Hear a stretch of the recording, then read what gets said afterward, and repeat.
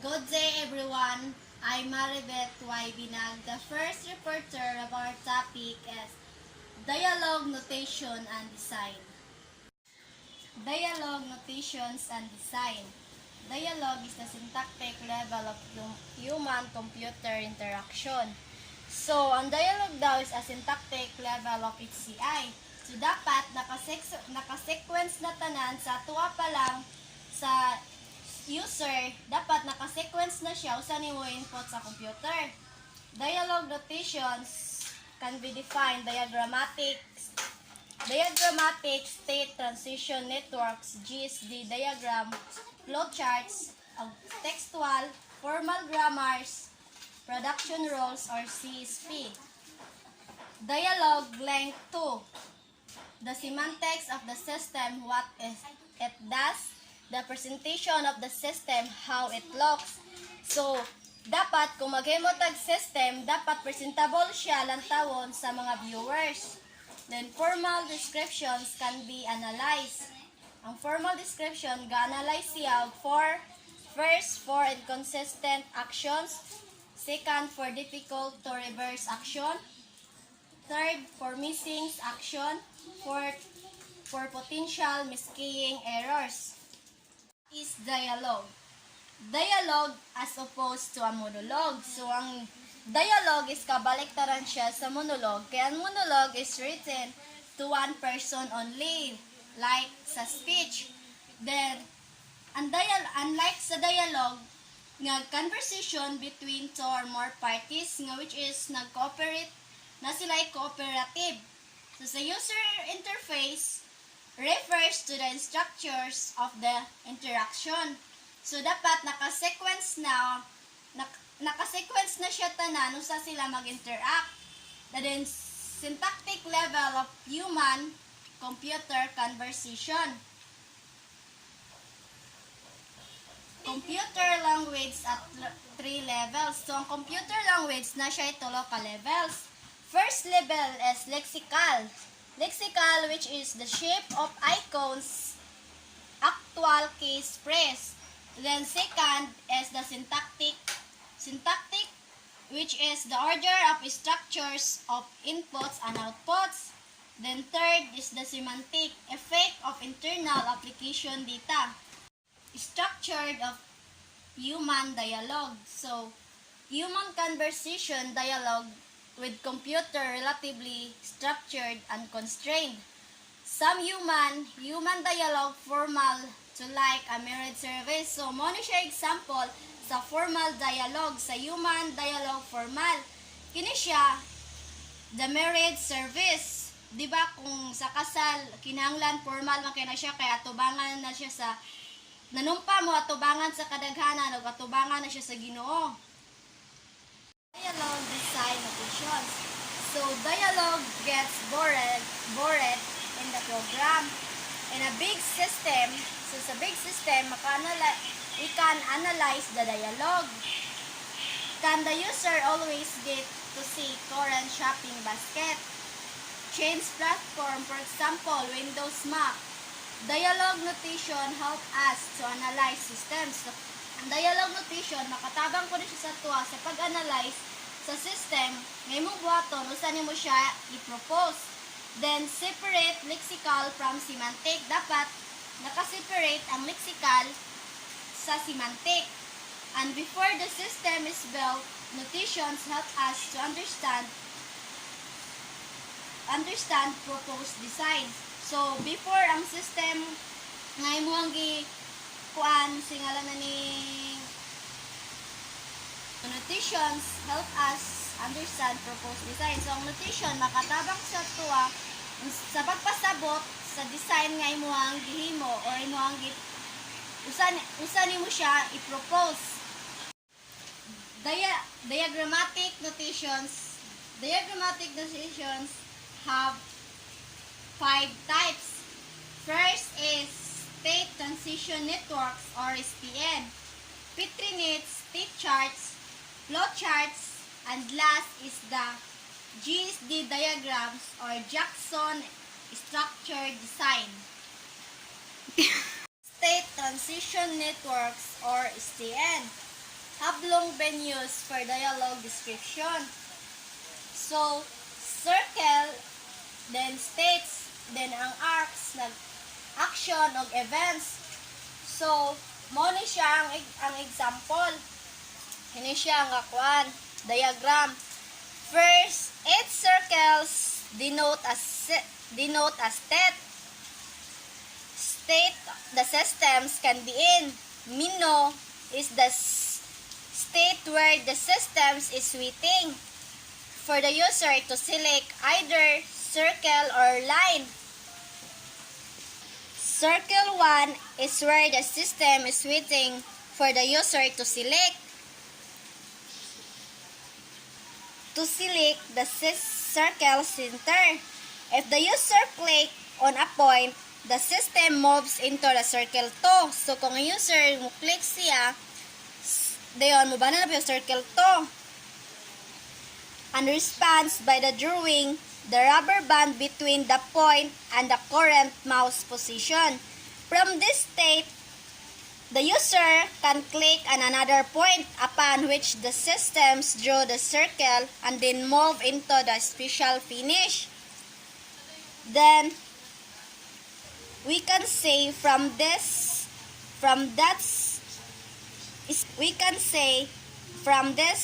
STN is able to represent a sequence of user action and system response. When in step circle 1, the user has no other options. There is only one arc coming from it, corresponding to selecting a point.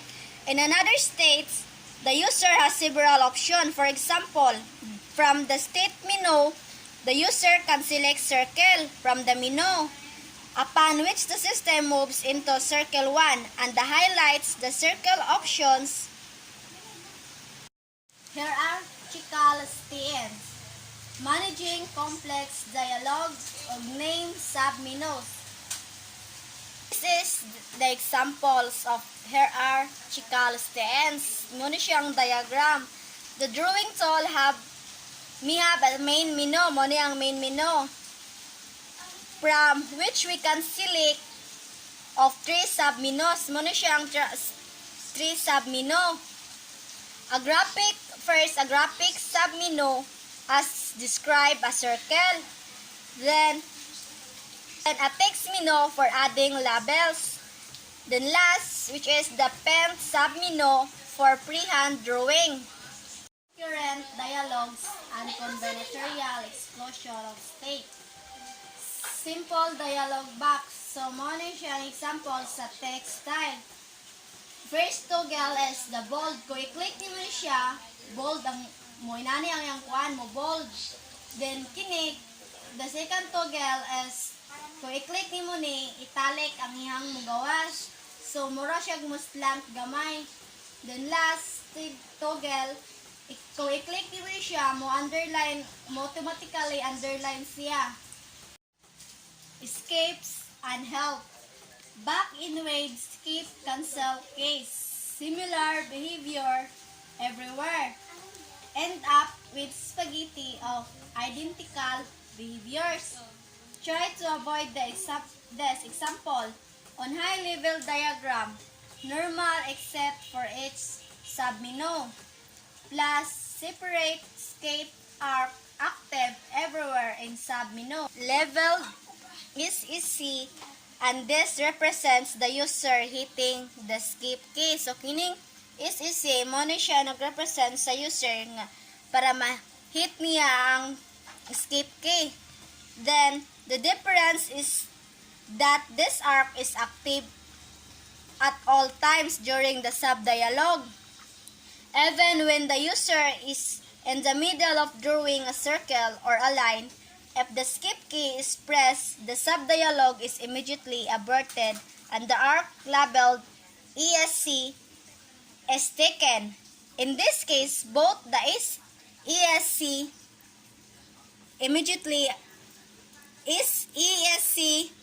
and the normal finish arcs go to the same place. In general, this need not be so, and one may have several escapes activated by different user action. Petrinites. One of the oldest notations in computing science is the Petrinites. It is a graphical formalism designed for reasoning about concurrent activities. So, ang Petrinites daw kay siyang pinaka-oldest notations in computing science. So, mo ni siya ang pinaka-old na gyud siya nga notations. So, this is the Petrinate example. The figure shows a Petrinate for a system having two near-independent bold italic transitions. There are three counters. One is the bold on. So, muna yung first counter, bold on. Showing that the italic toggle, bold toggle, is currently on. One in the italic off. So, next, kini siya italic off. Showing that the italic toggle is currently off. So, gipakita niya dari kung ang italic toggle is currently off na. And one in the slightly elliptic. User presses bolds, please, showing that the user has just pressed the bold toggle. The slightly elliptic places represent those where user input can occur. I am Gisa Portalio, the second reporter of Dialogue Design and Notation. And now, we will continue the discussion of the first reporter. State charts. State charts can be seen as a form of STN. They were developed as a way of usually specifying complex reactive system. These state charts of a television control panel.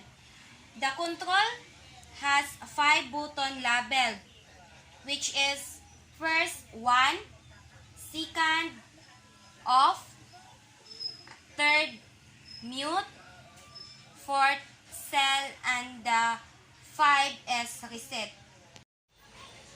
Clue charts. Clue charts is a various form or perhaps the most widely used of any diagrammatic notation for programming familiar to programmers. So, ang clue charts, kanang familiar kay siya sa programmers kay once maghimo tag program, dapat naana type clue charts nga atong sundon. The boxes. The boxes in a clue charts represent processes or decision and are thus not equivalent to the state of STN. GSD diagrams stands for Jackson Structured Design. It's one of the older parts of this methodology. The GSD, which has been used for various aspects of task analysis, for three structured dialogue, less expressive, greater clarity. So, less expressive, kulang siya og sa pagpapahayag. GSD diagram is somewhat more precise in its meaning. If we look at the top of the diagram, we see the personal system, personal record system, is discomposed into 3 parts, which is login, transaction, and logout. These are implicitly in sequence left to right. That is, you are not allowed to do any transaction until you log in. The login and logout are assumed to be quite simple, so the diagram only expands the transaction code. Under this are listed the various transaction types, which is add employee record, change employee record, display employee record, and delete employee record. So, textual dialogue notation. There are 3 types of textual dialogue and notation, which is number 1, grammars, 2, production rows, 3, CSP, and event algebras. So, textual dialogue notation na siya 3 types, which is 1, grammars. Grammars, the image used for computer dialogue are linguistic. regular expressions, compare with GSD, same computational model, different notation. BNF, more powerful than regular, still no concurrent dialogue. BNF stands for Backus Nor Form. Is widely used to describe programming language syntax, and we have already seen in chapter 12. The second types of textual dialogue notation is production rows, an ordered list of rows. If condition, then action. So, if naa siya condition, aksyonan din siya. Then, condition based on state or pending events. Every role always potentially active. Like for example, in the system, ang imong system nga gihimo, naadyo na siya role nga dapat ma-reach, dapat always siyang active. Good for concurrency, bad for sequence. CSP and process event. CSP, communicating sequential process, has been adapted for dialogue specification as a part of several formalism. Mana? So, CSP notation is used because it is able to specify concurrency and sequence equally well, and because of its readability, we consider again the drawing tool from good for sequential dialogue and concurrent dialogue, but causality unclear. So, good for sequential dialogue, dapat nakasequence na ang dialogue. Dialogue semantics. If the purpose of dialogue description is simply to communicate between designer or as a tool for thought. So, ang purpose sa dialogue semantic para makakommunicate between designer o sa tool for thought. Text of dialogue semantics. First, inward toward the application. Second, outward toward the presentation. So, ang inward toward the application, pasulod siya padulong sa application. Then, ang outward toward the presentation, pagawa siya padulong sa presentation. Properties. State properties have three types, which is first, reachability, second, reversibility, third, dangerous states. Reachability is can you get anywhere from anywhere and how easily.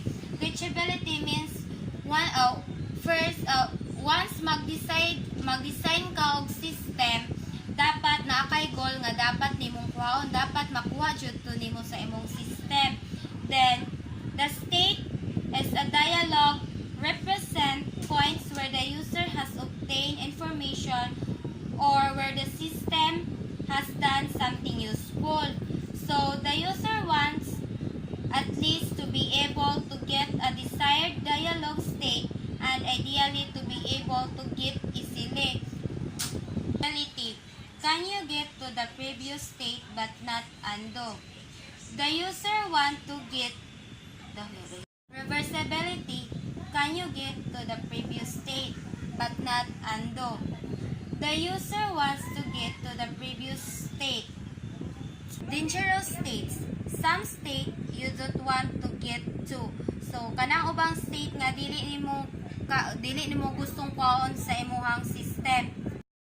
There are three different approaches to linking dialogue and semantic, which are first, notation-specific semantics, special purpose semantic designed as a part of a dialogue notation. So, ang purpose sa notation-specific semantic, mo design siya sa dialogue notation.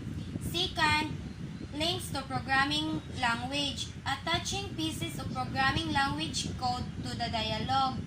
Third, links to specification notation, similar but where a formal specification is used.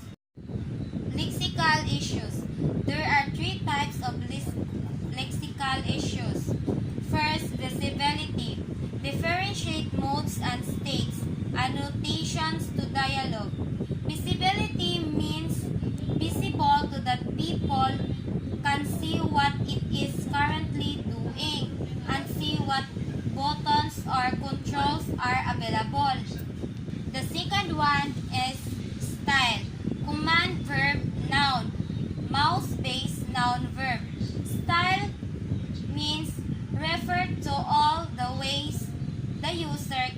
communicate, or otherwise interact with the computer system. The concept belong in the realm of HCI, or at least have its roots the computer medium, usually in the form of workstation or a desktop workplace. For example, sa desktop, naman dyan na siya style, sa workstation, na po na siya style. The third one is layout, not just appearance, dili lang kay siya sa appearance. Dialogue analysis summary. Semantics and dialogue. Attaching semantics, distributed centralized dialogue description, maximizing syntactic description. Properties of dialogue. Action properties, completeness, determinism, consistency, state properties, reachability, reversibility, dangerous states. Presentation and lexical issues. Visibility, style, layout, not independent of dialogue.